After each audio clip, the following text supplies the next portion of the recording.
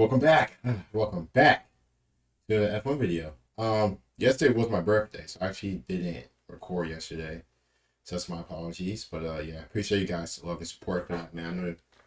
I don't know if I really told you guys that it was my birthday yesterday, but yeah, I celebrate that. Big 25, getting old. Yeah, 25. But as always, it was good, at dinner and stuff like that. So pretty cool. Race this weekend, Austria. Looking forward to it. Should be a good one. Should be an absolute good one. Obviously, Red Bull was like home race, you could say, basically stuff like that. So I'm expecting a Red Bull win. It just seems it's bound to happen, and we'll see who else challenges it. My bad. Obviously, Lewis has been racing a lot recently. Very happy to see that. But is it gonna be enough to beat Red Bull? Who knows? Maybe Red Bull, some car issues, right? A crash and it opens it up for Fernando or Lewis. Maybe a Ferrari can sting. Maybe Leclerc can win it. Hey, my boy. But as always, shout out to your perspective. We got the craziest. The craziest F1 fan conspiracies, man. Hey, man.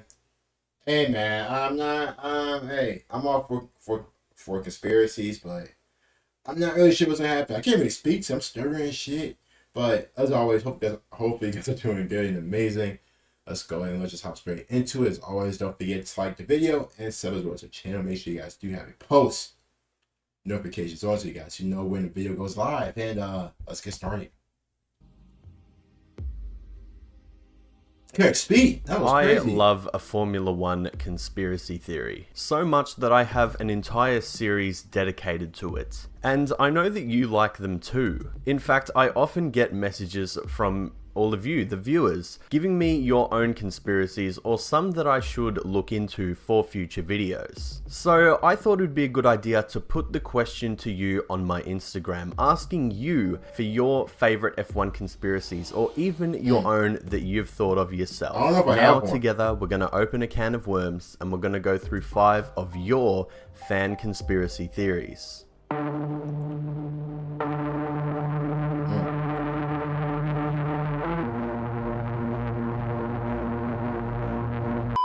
Number 1. The FIA let Senna slide in 1990 to make up for the 89 controversy. At Suzuka in 1989, Ayrton Senna and Alain Prost would have a collision that even today is remembered as one of Formula One's most controversial moments ever. Right. Senna had to win if he wanted to keep his championship hopes alive. With Prost leading, Senna was hot on his heels. An overtake was pretty much imminent, but on lap 46 at the final chicane, Senna made his move and the two drivers would collide. Both looked to be out, Prost definitely was, but Senna got a push from the marshals and continued on with the race. Senna would win, but it was actually just short-lived. Senna was disqualified from the race for missing the chicane when he re-entered the track. McLaren and Ron Dennis attempted to appeal the decision, but it only got worse. Senna was set to be fined 100 grand and banned from racing for 6 months. Dang! Senna was absolutely furious, and the war with then FIA president Jean-Marie Balestre was born. Senna accused the FIA of manipulating the championship, and Senna nearly lost his super license for 1990. Meanwhile, Alain Prost was the champion and was seen as a driver who received favoritism, an opinion many hold to this day.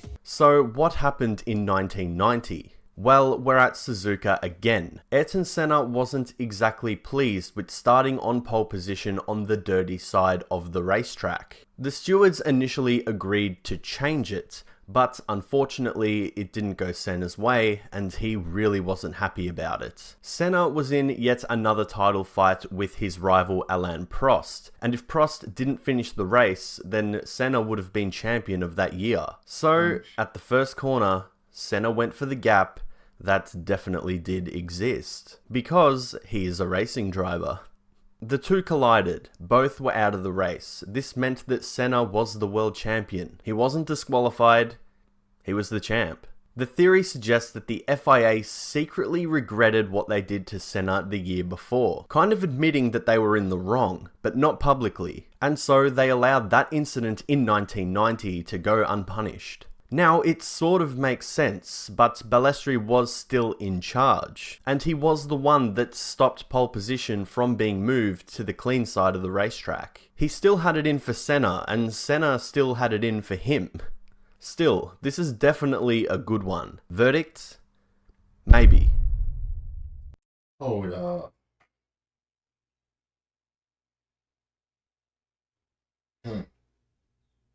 So we know about that 1989. So FIA was on some Fugazi type of stuff, huh? They was like, hey man, we low-key feel bad about you, for not winning in 89. We low-key got you next year. So hold up. If I win the pole, why am I starting on the dirty side anyway? How much sense does that make? Why am I not starting on the clean side? I won pole.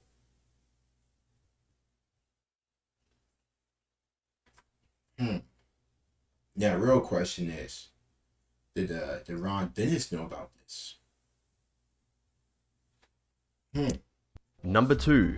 Esteban Ocon doesn't exist. He just appears every now and then at the front.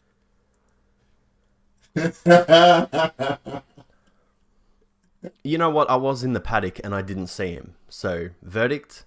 Possible.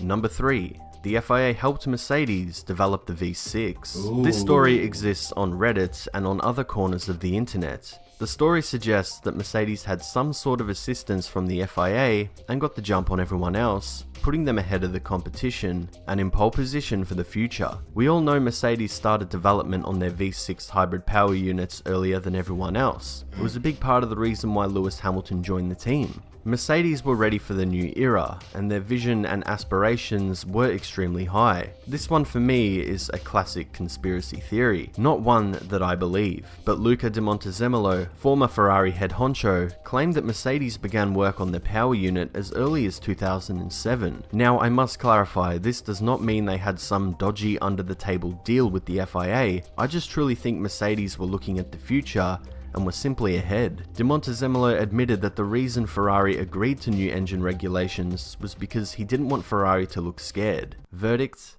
I don't believe it. Number 4. Wait, so what's wrong with starting a product years before everybody else? Maybe I'm missing something. Maybe I'm missing something from that. Maybe I am, but to me, it just seemed like Mercedes just started their engine, like you said, before everybody else. They was ahead of the pack. That's what it seems to me. I mean, but maybe I am missing something though. But we'll see. Red Bull sabotage. Now this one is a fun one. It relates to this season and to a driver who has absolutely crushed it since rejoining Toro Rosso / AlphaTauri. You guessed it, Pierre Gasly. Currently P13 in the standings after 4 races. 4 points behind his teammate Yuki Tsunoda. This theory suggests that Red Bull are somehow sabotaging AlphaTauri, slowing them down and affecting Pierre's performance in order to stop any possibility of him returning to Red Bull. Now the Verstappen-Perez partnership seems to be working out thus far, a great duo in my opinion. The question of Pierre Gasly and what his future holds is a great discussion. After a bad stint at Red Bull, Pierre was back to his best when he returned to the sister team. He showed great consistency and proved why he deserves to be in Formula 1. The question exists, will Pierre ever return to Red Bull? Red Bull's second driver crisis was a huge problem when Daniel Ricciardo departed from the team. Daniel had his best years at Red Bull, I don't think there's any question about that. Yes. Wins, podiums, some of the most entertaining and fun racecraft that I've seen from Daniel was when he was at Red Bull. Sergio Perez was bought in, he bought experience, he kind of stabilised the ship a little bit. Now, he wasn't exactly incredible straight away, but he definitely, in my opinion, has been the best driver in that second Red Bull seat. And he's shown this year as well, he's been good this year as well. Red Bull would be very comfortable with their current lineup. It works pretty well. Max and Sergio get along pretty good. We've seen his willingness to be a team player and help Max. I think Red Bull has bigger fish to fry right now. Max does have a title to defend and it has only been 4 races. I think it's still too early to predict Pierre Gasly's season. Verdict? Fun, but not for me. Number 5. Hey, but just imagine that though. Like Red Bull was really scared of potentially Pierre Gasly getting his seat back. And it's not a challenge. You know what? That is childish. You know how childish you have to be to potentially do that? To potentially be like, listen, we don't want Pierre up here. Do what you gotta do, potentially. I don't think it's true though. It's just like a conspiracy, but that's real fishy. Real fishy. I ain't talking about Finding Nemo fishy. Real fishy.